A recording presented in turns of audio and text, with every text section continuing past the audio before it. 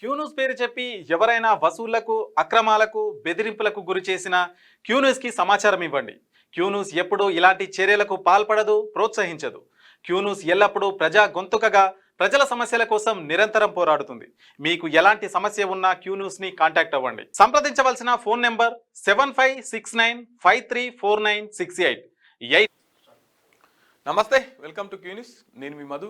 మిత్రులారా, అందరికీ good morning. నిన్న సంక్రాంతి పండుగ సందర్భంగా అందరూ చాలా సంబరంగా చేసుకున్నారు. ఇక కొత్తగా అత్తగారింటికి పోయిన అల్లునికైతే రాచమర్యాదలే. ఇక తిండి తినలేక వాళ్ళు ఒక్కొక్కరు 130, 150 కూరలు అల్లులకు వండిపెట్టి మర్యాద చేసినటువంటి పరిస్థితిగా పతంగులు, తర్వాత వాళ్ళ సంస్కృతి సాంప్రదాయాలతో ఏ విధంగా అయితే పండుగను చేస్తారో నిన్న బాగా చాలా గొప్పగా చేసుకుంటున్నట్టు కూడా తెలుస్తుంది. ఇక్కడ కైట్ ఫెస్టివల్ కూడా పరేడ్ గ్రౌండ్లో జరిగింది. అంతర్జాతీయంగా ఉన్నటువంటి వాళ్ళందరూ కూడా కైట్ ఫెస్టివల్లో పాల్గొన్నారు. ముందుగా మన మార్నింగ్ న్యూస్లోకి వెళ్ళకంటే ముందు ఒకసారి మన మార్నింగ్ న్యూస్ చూస్తున్న మిత్రులు ఒకసారి మన వీడియోకి లైక్ చేయండి, తర్వాత మీ అభిప్రాయాన్ని కామెంట్ చేయండి. ఇంకా ఏంటంటే మొన్న 10 మంది బీఆర్ఎస్ పార్టీలో గెలిచి కాంగ్రెస్ పార్టీలోకి జంపైరు అని చెప్పేసి పార్టీ మారిన ఎమ్మెల్యేల మీద కేసేసిరు. వీళ్ళను పార్టీ మారిరు కాబట్టి వీళ్ళ ఎమ్మెల్యే పదవి రద్దు చేయాలని చెప్పేసి కేసేస్తే మొన్ననేమో స్పీకర్ గారు 5గురికి క్లీన్ చిట్ ఇచ్చిరు. వీళ్ళు పార్టీ మారలేదు, ఏ పార్టీలో ఉన్నారో ఆ పార్టీలోనే ఉన్నారు, వీళ్ళు పార్టీ మారిరు అన్నట్టు ఆధారాలు లేవు. ఎందుకంటే సభ్యత్వం లేదు, పార్టీ సభ్యత్వం తీసుకుంటున్నట్టు వీళ్ళకు సభ్యత్వం లేదు, జస్ట్ కండవలు కప్పుకున్నంత మాత్రాన పార్టీ మారినట్టు కాదు అని చెప్పేసి మొన్న 5గురి మీద స్పీకర్ క్లీన్ చిట్ ఇచ్చిరు. ఇక నిన్న కూడా ఇటు కాళే యాదయ్య పైన, తర్వాత పోచారం శ్రీనివాస్ పైన. సో వీళ్ళిద్దరు కూడా పార్టీ మారలేదు, వీళ్ళిద్దరు కూడా బీఆర్ఎస్ పార్టీలో ఉన్నారని చెప్పేసి ఇగో వీళ్ళిద్దరు కూడా క్లీన్ చిట్ ఇచ్చినటువంటి పరిస్థితి. వీళ్ళిద్దరు కూడా పార్టీ మారలేదు, ఏ పార్టీలో ఉన్నారో ఆ పార్టీనే ఉన్నారని చెప్పేసి స్పీకర్ గారు ఇంతకుముందుకు ఎట్లయితే నిర్ణయం చెప్పిండో సేమ్ ఇప్పుడు వీళ్ళిద్దరి విషయంలో కూడా అలాగే చెప్పిండు. ఇంకో 3 ఎమ్మెల్యేలు ఉన్నారు. ఇక 3 ఎమ్మెల్యేల గురించి ఏం చెప్తారు, ఎందుకంటే వాళ్ళు పార్టీ మారినట్టు ఆధారాలు ఉన్నాయి. మరి వాళ్ళపైన వేటు వేస్తారా, లేకపోతే ఇట్లనే మా దగ్గర ఆధారాలు లేవని చెప్పేసి క్లీన్ చిట్ ఇస్తారా చూడాలి. రైట్, ఇక మార్నింగ్ న్యూస్లోకి వెళ్ళే ముందు మిత్రులారా ఒకసారి మన మార్నింగ్ న్యూస్ని లైక్ చేయండి, కామెంట్ చేయండి. ఎవరు శ్రవణ్ అడుగుతున్నాడు ఏమని, ఆంధ్రప్రదేశ్లో ఉన్నప్పుడు టెట్ పేపర్ 3 ఆంధ్రప్రదేశ్లో ఉన్నప్పుడు తెలంగాణలో ఎందుకు ఉండదు అని చెప్పేసి అడుగుతున్నాడు. అన్నీ ఒకడే పెట్టినట్టు ఎవరిని ఇంకా పెడితేనే ఉన్నట్టు. టెట్ పేపర్ 3 ఆంధ్రప్రదేశ్లో ఉన్నప్పుడు తెలంగాణలో ఎందుకు ఉండదు అని చెప్పేసి శ్రవణ్ అడుగుతున్నాడు. రైట్, ఇక మార్నింగ్ న్యూస్లోకి వెళ్దాం.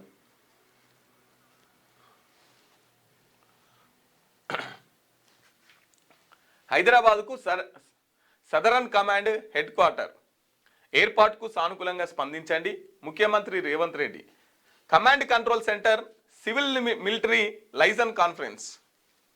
సో హైదరాబాద్లో సదరన్ కమాండ్ హెడ్ క్వార్టర్ని ఏర్పాటు చేయమని చెప్పేసి ముఖ్యమంత్రి గారు మాట్లాడుతున్నారు. సహకరించండి అని చెప్పేసి చెప్తున్నారు.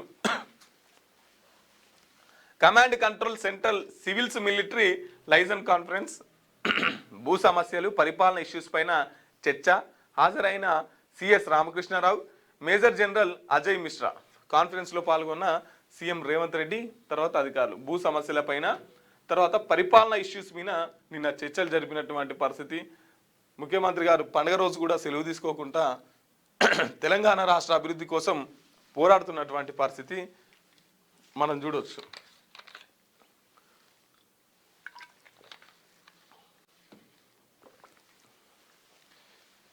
ఇక లొంగిపోయిన మావోయిస్టులు 52 మంది మావోయిస్టులు సరెండర్.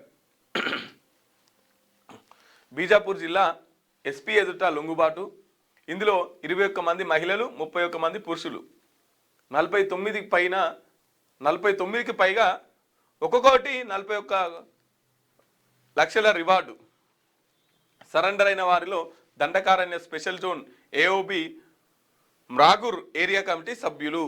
ఇక నిన్న 52 మంది మావోయిస్టులు సరెండర్ అయ్యారట. దాంట్లో 21 మంది మహిళలు ఉంటే 31 మంది పురుషులు ఉన్నారు. పెద్ద ఎత్తున మావోయిస్టులు జనజీవన స్రవంతిలో కలిసిపోతున్నటువంటి పరిస్థితి. ఆయుధాలని వదిలేసి సరెండర్ అయ్యి ప్రజా జీవితంలోకి వచ్చి గడుపుదామని నిర్ణయించుకొని పెద్ద ఎత్తున సరెండర్ అయితే జరుగుతున్నటువంటి పరిస్థితి. ఇంకో 49 మంది మీద 1,41,00,000 రివార్డు ఉండదంట. నిన్న బీజాపూర్ జిల్లాలో వాళ్ళు లొంగిపోయినటువంటి పరిస్థితి. మరో 2 ఎమ్మెల్యేలకు క్లీన్ చిట్ స్పీకర్ గారు చెప్తున్నారు. పోచారం యాదయ్య పార్టీ మారినట్లు ఆధారాలు లేవు, వారిద్దరు బీఆర్ఎస్లోనే ఉన్నారు. తెలంగాణ రాజకీయాల్లో మరో కీలక పరిణామం చోటు చేసుకుంది. బీఆర్ఎస్ పై గుర్తుపై గెలిచి కాంగ్రెస్ లోకి ఫిరాయించారని ఆరోపణలు ఎదుర్కొంటున్న ఎమ్మెల్యేలు పోచారం శ్రీనివాసరెడ్డి తర్వాత కాలే యాదయ్య కేసులో అసెంబ్లీ స్పీకర్ గడ్డం ప్రసాద్ కుమార్ తుది తీర్పు ఇచ్చారు. ఈ ఇద్దరు ఎమ్మెల్యేలకు క్లీన్ చిట్ ఇచ్చారు.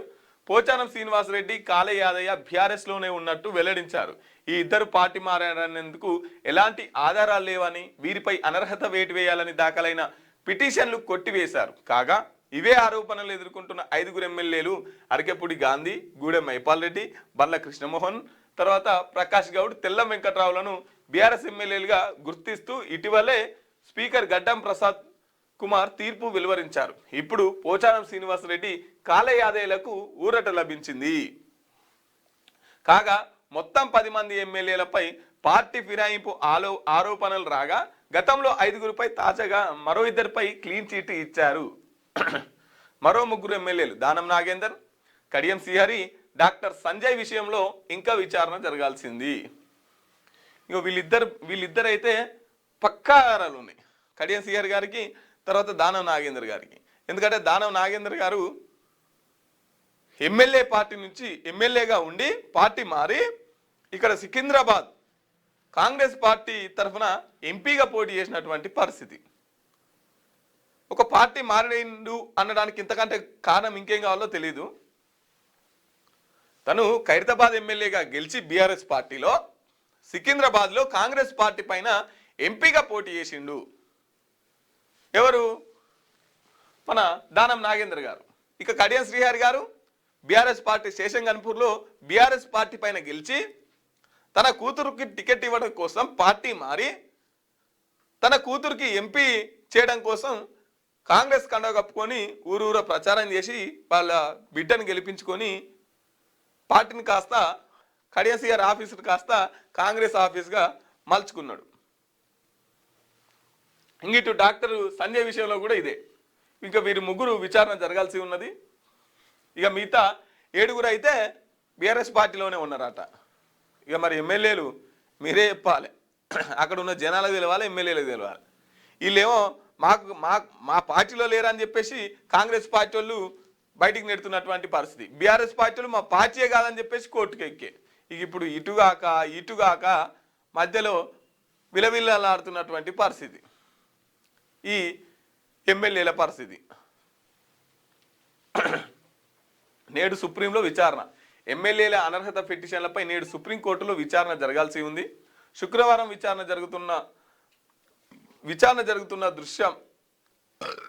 జరుగుతున్న దృష్ట్యా గురువారం స్పీకర్ తీర్పు వెలువరించారు. స్పీకర్ నిర్ణయంపై బీఆర్ఎస్ ఎలా స్పందిస్తుందో, సుప్రీంకోర్టు ఎలా రియాక్ట్ అవుతుందో చూడాల్సి ఉంది. ఇలా సుప్రీంకోర్టులో విచారణ జరుగుతుందట. దీనికి సంబంధించినటువంటి కేసు. జల్లికట్టు పోటీలో అపశృతి, 52 మందికి గాయాలు, 10 మంది విషమం. తర్వాత ఎద్దులు ఆపేందుకు యువకుల యత్నం. తమిళనాడు రాష్ట్రంలో మదురై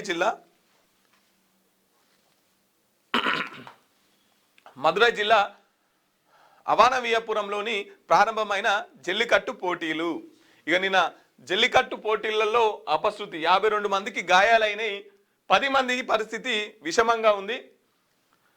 జల్లికట్టు పోటీలు అంటే ఎద్దుల పోటీలు, ఎద్దులను పరిగెత్తిస్తుంటారు, దాంట్లో అపశృతి నెలకొంది. 5 దుర్మరణం, మరో 12 మందికి గాయాలు. ట్రాక్టర్ ట్రాలీ పికప్ వాహనం ఢీ. మధ్యప్రదేశ్ రాజధాని బెరాసియాలో ఘటన, 2 యువకులు మృతి, మరో 2కి తీవ్ర గాయాలు. అదుపు తప్పి కారు బోల్తా. ఖమ్మంలోని వైఎస్ఆర్ కాలనీలో ఘటన. పండగ పూట అయ్యింది ఇది.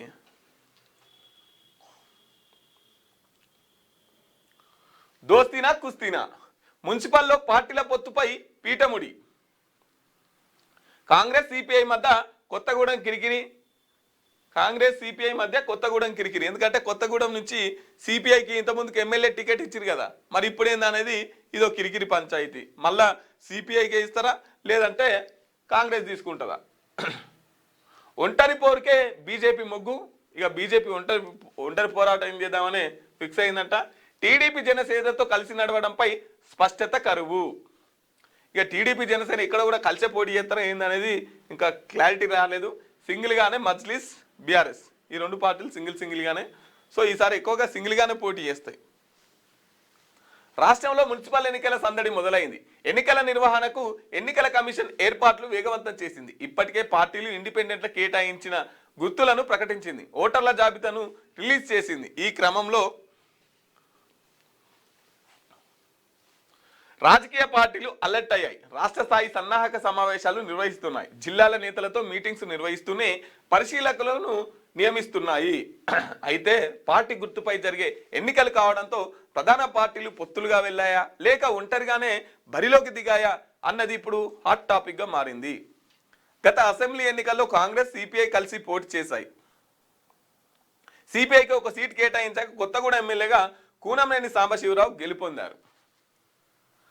అసెంబ్లీ ఎన్నికల నుంచి ఇప్పటి వరకు వారి మధ్య సౌహృద్భావ వాతావరణంతోనే పొత్తు కొనసాగుతున్నది. అసెంబ్లీ ఇతర సమావేశాల్లోనూ సిపిఐ కాంగ్రెస్ కు మద్దతు తెలుపుతూనే ఉన్నది. మున్సిపల్ ఎన్నికల్లో సైతం ఈ పొత్తు కొనసాగుతుందా, ఫ్రెండ్లీ ఫైట్ ఉంటుందా, ఎవరికి వారు పోటీ చేస్తారా అనేది తేలాల్సి వస్తున్నది. కొత్తగూడెం, పాల్వంచ రెండు మున్సిపాలిటీలను కలిపి కార్పొరేషన్ గా ఏర్పాటు చేశారు. జిల్లా కేంద్రాన్ని కార్పొరేషన్ గా మార్చాలనే ఉద్దేశంతో ఈ నిర్ణయం తీసుకున్నారు. చట్టబద్ధత కూడా వచ్చింది. అయితే సిట్టింగ్ ఎమ్మెల్యేగా ఈ కార్పొరేషన్ మేయర్ పదవిని తమకు కేటాయించాలని, అత్యధిక డివిజన్లు తమకే కేటాయించాలని సిపిఐ డిమాండ్ చేస్తున్నది. రాష్ట్ర వ్యాప్తంగా కాంగ్రెస్ సహకరిస్తున్నందున ఇక్కడైనా తమకు సహకరించాలని విన్నపిస్తున్నది. కానీ కాంగ్రెస్ నాయకులు మాత్రం ఎమ్మెల్యేగా సిపిఐ ఉన్నందున స్థానిక సంస్థల్లో కాంగ్రెస్ కు అవకాశం కల్పిస్తే ఇక్కడ స్థానిక నాయకులకు గుర్తింపు దక్కుతుందని రెండు పార్టీలు సఖ్యతతో పనిచేయొచ్చు అని చెబుతున్నారు. కార్పొరేషన్ అంశం రాష్ట్ర స్థాయిలో తేలాల్సి ఉందని, పొత్త ఫ్రెండ్లీ కాంటెస్టా ఎవరికి వారు పోటీ అనేది ఇప్పుడు ఎందుకంటే ఓట్ల లెక్కింపు అయిపోయింది, రిజర్వ్డ్ అయిపోయింది. ఇప్పుడు నెక్స్ట్ ఎవరెవరిని నిలబెట్టాలి, ఇప్పుడు పార్టీలు పొత్తులు పెట్టుకోవాలన్నా సొంతంగానే బరిలోకి దిగితే బాగుంటుందా అనే దాని మీద అన్ని పార్టీలు ఆలోచిస్తున్నటువంటి పరిస్థితి. ఇక ఇప్పటికే కాంగ్రెస్ సిపిఐ గత ఎలక్షన్ల నుంచి కలిసి పనిచేసుకుంటూ వస్తుంది. అక్కడ కొత్తగూడెం నియోజకవర్గానికి ఒక సీటు కేటాయిస్తే అక్కడ కూనంనేని సాంబశివరావు గారు గెలుపొందిరు. మరి ఇప్పుడు అక్కడ గెలుపొందినాం కాబట్టి రాష్ట్ర వ్యాప్తంగా మేము సహకరిస్తున్నాం కాబట్టి ఈ కొత్తగూడెం సంబంధించిన మేయర్ పదవి కూడా మాకేయాలని చెప్పేసి సిపిఐ మాట్లాడుతున్నటువంటి పరిస్థితి. కాంగ్రెస్ వాళ్ళు లేలే ఆల్రెడీ ఇక్కడ ఎమ్మెల్యే ఉన్నాడు కదా, సిపిఐ నుంచి కాంగ్రెస్ వాళ్ళకి ఇస్తే ఇద్దరిని గుర్తించినట్టుంటది, ఇద్దరిని సమన్వయం చేసుకొని పని చేసుకోవచ్చు అని చెప్పేసి కాంగ్రెస్ వాళ్ళు మాట్లాడుతున్నటువంటి మరి పరిస్థితి. ఈ పంచాయతీ ముదురుతుందా, సర్దుబాటు అవుతుందా, ఇది ముదిరి రాష్ట్ర వ్యాప్తంగా ఈ పంచాయతీ అంటుకుంటుందా అనేది వెయిట్ చేయాల్సింది. కానీ ఇక బీఆర్ఎస్ పార్టీ ఒంటరిగానే బరిలోకి దిగుతుంది, మజ్లిస్ పార్టీ ఒంటరిగానే బరిలోకి దిగుతుంది, ఇక బీజేపీ పార్టీ ఒంటరిగానే బరిలోకి దిగుతుంది. ఈ మున్సిపల్ ఎన్నికలలో మజ్లిస్ పార్టీ కూడా ప్రభావం ఎక్కువగానే ఉంటుంది హైదరాబాద్ సంబంధించి. ఇక ప్రధానంగా ఈ నాలుగు పార్టీల మధ్య పోటీ ఉండేటట్టు కనిపిస్తూ ఉన్నది. BRS, BJP, Majlis, Congress and CPI.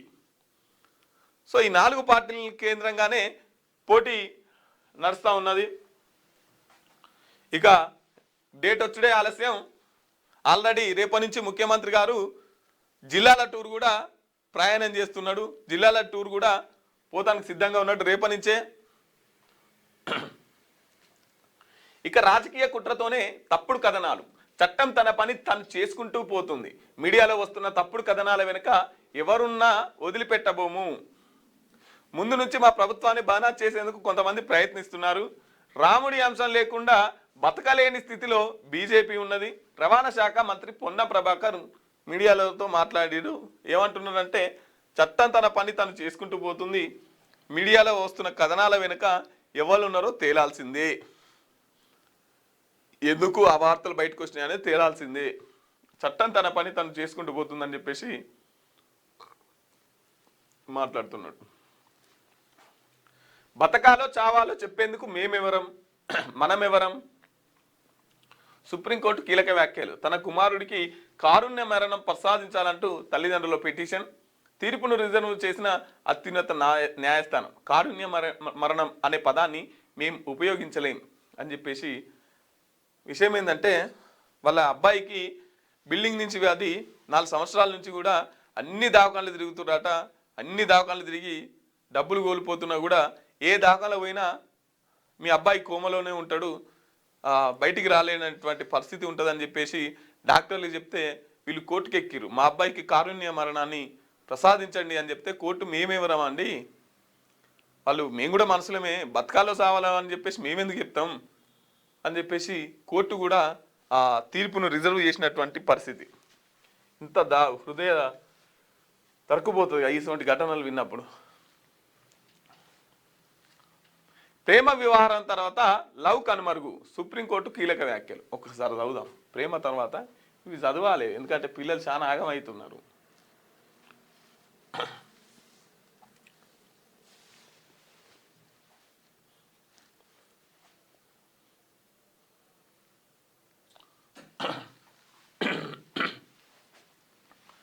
ప్రేమ వివాహం తర్వాత వైవాహిక సంబంధాలపై సుప్రీంకోర్టు ధర్మాసనం అత్యంత ఆసక్తికర వ్యాఖ్యలను చేసింది. ఒక మ్యాట్రిమోనియల్ వైవాహిక కేసు విచారణ సందర్భంగా జస్టిస్ బివి నాగరత్న స్పందిస్తూ ప్రస్తుత కాలంలో మారుతున్న బంధాల తీరుపై తమ అభిప్రాయాలను పంచుకున్నారు. ప్రేమ వివాహాల విషయంలో పెళ్లికి ముందు ఎంత ప్రేమ ఉన్నా పెళ్ళయ్యాక బంధంలో ప్రేమ క్రమంగా తగ్గిపోతుందని ఆమె అభిప్రాయపడ్డారు. మరోవైపు పెద్దలు కుదిర్చిన వివాహాల ప్రాముఖ్యతను ఆమె నొక్కి చెప్పారు. పెద్దలు కుదిర్చిన వివాహాల్లో దంపతుల మధ్య ప్రారంభం పరిచయం లేకపోయినా వివాహం తర్వాత ఒకరినొకరు అర్థం చేసుకునే క్రమంలో ప్రేమ క్రమంగా పెరిగిందని జస్టిస్ నాగరత్నం వ్యాఖ్యానించారు. ఇక్కడ చూడండి, పెద్దలు కుదిర్చిన వివాహాల్లో దంపతుల మధ్య ప్రారంభంలో పరిచయం లేకపోయినా వివాహం తర్వాత ఒకరినొకరు అర్థం చేసుకునే క్రమంలో ప్రేమ క్రమంగా పెరిగిందని జస్టిస్ నాగరత్న వ్యాఖ్యానించారు. వివాహ బంధంలో సహనం, ఒకరిపై ఒకరికి ఉండాల్సిన గౌరవం గురించి చర్చిస్తూ న్యాయమూర్తి చేసిన వ్యాఖ్యలు ఇప్పుడు సామాజిక మాధ్యమాల్లో చర్చనీయాంశంగా మారాయి. ముందున్న లవ్వు తర్వాత లేదంటుంది. పెళ్లి కాకంటే ముందు కన్న, వీళ్ళ పేర్లు గమ్మతుంటాయి, కన్న, డాడీ, నాన్న, బంగారం, ఇవి తర్వాత ఉండయి.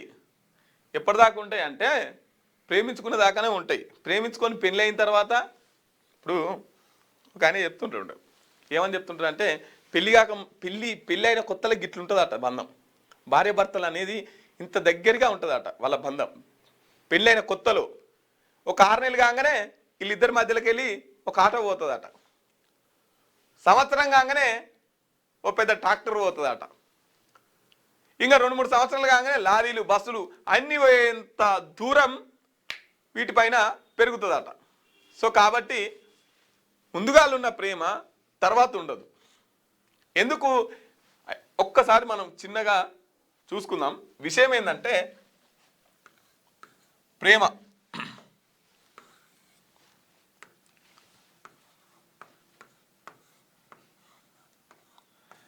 అనేది థియరీ, కలలు కంటాం, అనుకుంటాం, అన్నీ చేస్తాం. కానీ పెళ్ళి అనేది ప్రాక్టికల్.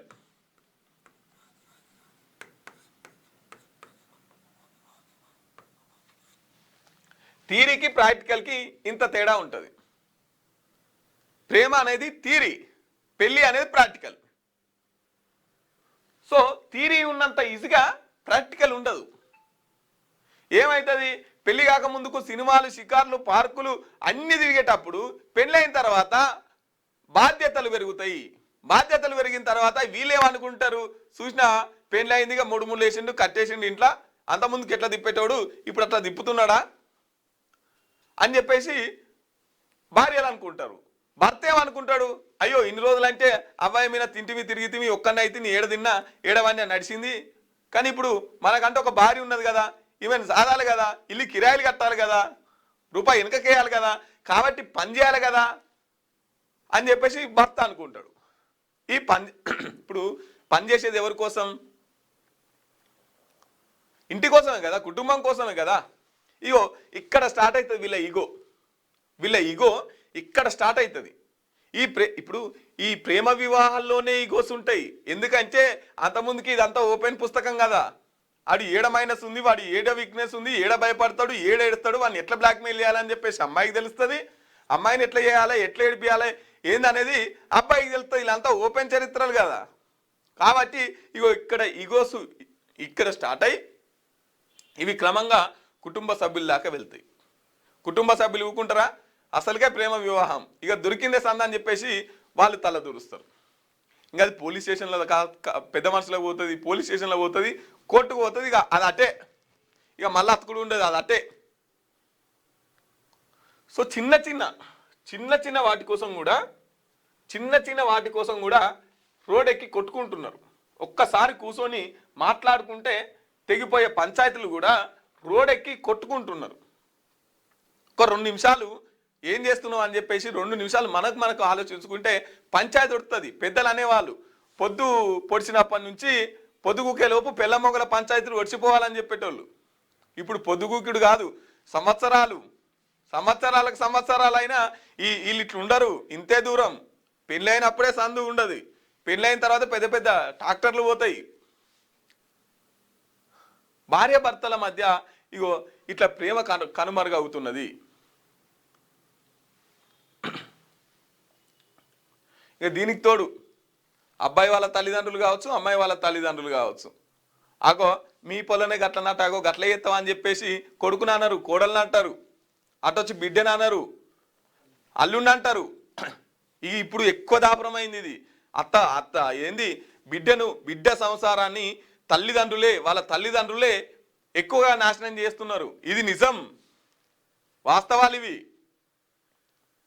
ఒకప్పుడు పిల్లని ఇంటికి పంపేటప్పుడు మంచి బుద్ధులు చెప్పేటోళ్ళు, బిడ్డ జర ఓర్చుకొని భర్తను మార్చుకొని అత్తగారి మీద కొంచెం మంచిగా మెదిలు అని చెప్పేటోళ్ళు. ఇప్పుడు అట్లా కాదు, 24 గంటలు ఫోనే. ఏం వండుతున్నావు, ఏం తింటున్నావు, ఏం చేస్తున్నావు, అగో గదెందుకు, నువ్వు ఎట్లా పెరిగినావు. ఆఖరికి వచ్చింది అనుకో, ఇంతంత ఫోన్ చేసింది అనుకో. ఇప్పుడు ఎన్నో చిన్న గొడవ జరుగుతుంది, చిన్న గొడవ జరగంగానే వాళ్ళ అమ్మ నాన్నకు ఫోన్ చేస్తారు. చేసి అమ్మ గిట్లా అన్నాడు అనుకో, వీడు ఎట్లా బతికినవేను, రా వచ్చాయి గాడకు అంత మాట వాడతావా, నేను లేనే నీకు, అడుక్కొచ్చైనా పెడతా, నేను అడుక్కొచ్చైనా సాదుకుంటా నేను నిన్ను, రా అని చెప్పేసి తీసుకొని పోతారు. నెల అవుతుంది, 2 నెలలు అవుతుంది, 3 నెలలు అవుతుంది, సంవత్సరం అవుతుంది. ఇంకా దీని ద్వారా పెద్ద మనుషులు డిపాజిట్లు, ఇదో పెద్ద దందా. పోలీసులు ఇటువంటి వాటి మీద కఠిన చర్యలు తీసుకోవాలి. పెళ్ళ మొగల పంచాయతీలు కూడా 1,00,000 రూపాయలు డిపాజిట్ పెట్టమంటుడు. గా 1,00,000 రూపాయలు ఉంటే గొడవ ఎందుకు వస్తుంది అయ్యా? పెళ్ళ మొగల పంచాయతీకి అటు 1,00,000 ఇటు 1,00,000 పెడితే వీళ్ళు 1,00,000 ఎత్తుకపోతారు, 1,00,000 ఖర్చు లేనిది అని చూపిస్తారు. పుసుకున్న నువ్వు పెళ్ళ మొగలు గొడవ పెట్టుకుంటే 2,00,000 రూపాయలు ఖర్చు. ఆ పంచాయతీ ఎటు దిగదిగా. ఇక నలుగుట్ల నువ్వు నన్నంత మాట అన్నావని ఈమె అలిగిపోడు, నలుగుట్ల నువ్వు నన్నంత మాట అని చెప్పి ఆయన అలిగిపోడు. ఇక్కడ ముఖ్యంగా తల్లిదండ్రులు పనిచేయాలి, తల్లిదండ్రులు ఆలోచించాలి. ఎంతకాలం బిడ్డను ఇంట్లో పెట్టుకుంటాం, ఎంతకాలం అని చెప్పేసి మన పొట్ట జీవితే పేగులు బయట పడతాయి. ఏముంటుంది, మనం ఎంటర్ అయితే మన బిడ్డ జీవితం బయట పడుతుంది. ఆలోచన చేయాలి తల్లిదండ్రులు. ఎంతవరకు మనం వాళ్ళ కుటుంబంలో జోక్యం చేసుకోవాలి, ఎంత మేరకు ఆమె నిర్ణయానికి వదిలేయాలి. ఏముంటుంది, ఇలా పంచాయతీ పెట్టుకుంటారు, రేపు కలిసి ఉంటారు. అట్లా కాదు, నువ్వు రాయే చూసుకుందాం, తల్లి అంటది ముందుగాల, రా చూసుకుందాం రా అంటది. ఏంది చూసేది? సో వివాహ జీవితం ఇది ఒక పెద్ద, ఇక ఒక్కసారి ఈ వివాహ జీవితంలో దీంట్లో పడ్డారు అనుకో, ఇక కథమే. ఎంత మంచోడైనా కూడా సైకో అయిపోతాడు. ఇక మన జీవితం ఉత్తదే, సొసైటీలో రెస్పెక్ట్ ఉండదు. ఇక మన లైఫ్ అక్కడికే క్లోజు. సో ఇట్లా అయిపోతున్నాయి జీవితాలు.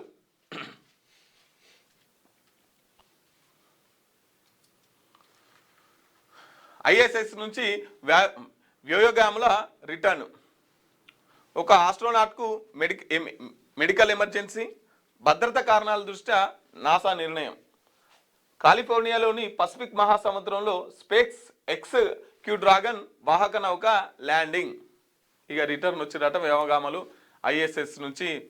ఒకరికి భద్రతా కారణాల దృష్ట్యా, ఇంకొకరికేమో మెడికల్ ఎమర్జెన్సీ ఉంటే వాళ్ళు రిటర్న్ వచ్చినటువంటి పరిస్థితి. రైట్. జోరుగా కైట్ ఫెస్టివల్. సికింద్రాబాద్ పరేడ్ గ్రౌండ్లో భారీగా నిర్వహణ. తరలి వచ్చిన 19 దేశాలకు చెందిన ప్రఖ్యాత పతంగుల కళాకారులు 19 దేశాల నుంచి వచ్చిరట.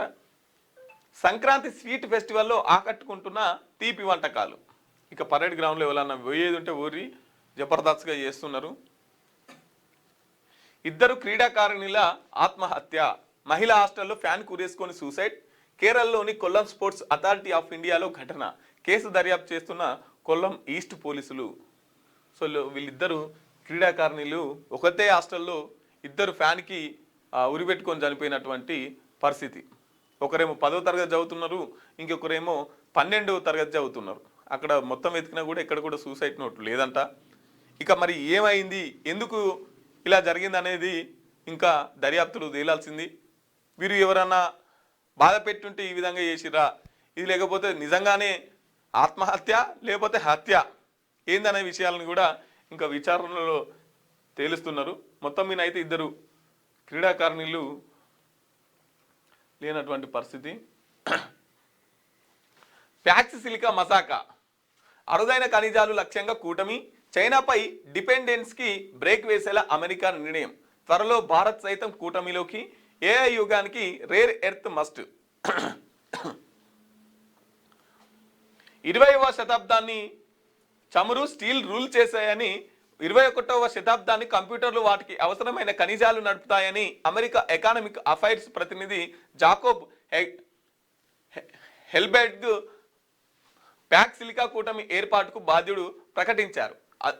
అందుకే ఇప్పుడు కంప్యూటర్లు ఏఐ టెక్ అందుకు అవసరమైన ఖనిజాల కోసం పోటీ మొదలైంది. వీటి ఆధారంగా సమీప భవిష్యత్తులో కొత్త కూటములు పుట్టుకొచ్చే అవకాశం ఉన్నది. అమెరికా ఇదివరకే ప్యాక్స్ సిలికా కూటమి ప్రయత్నాలు మొదలుపెట్టింది.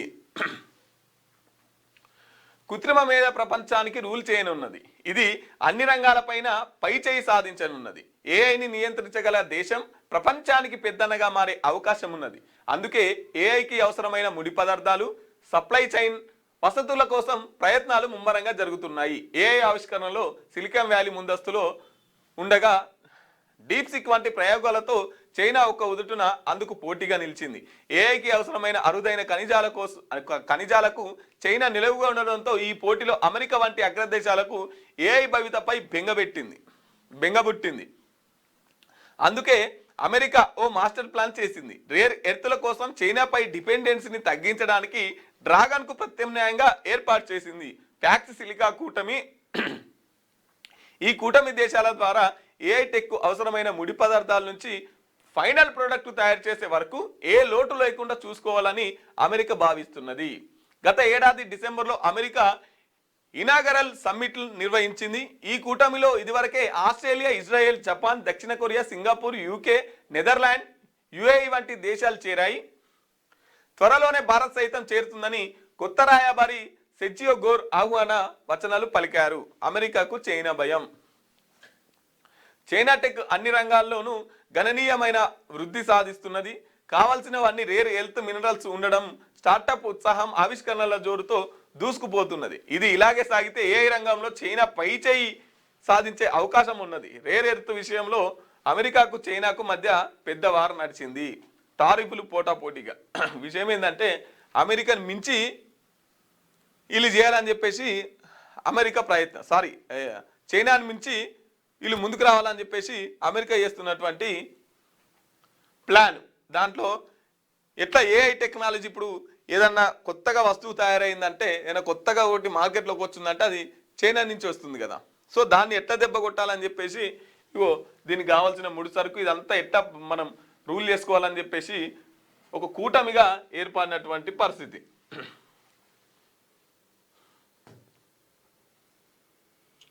రైట్, మిత్రులారా, ఇవి దిశ పత్రికకు సంబంధించినటువంటి విషయాలు. ఇంకా మిగతా పత్రికలు నిన్న సెలవు ఉన్నందున లేదు. సో ఒకసారి మన మార్నింగ్ న్యూస్ చూసే మిత్రులు ఒకసారి మన వీడియోని లైక్ చేయండి, కామెంట్ చేయండి, మీ అభిప్రాయాన్ని తెలపండి.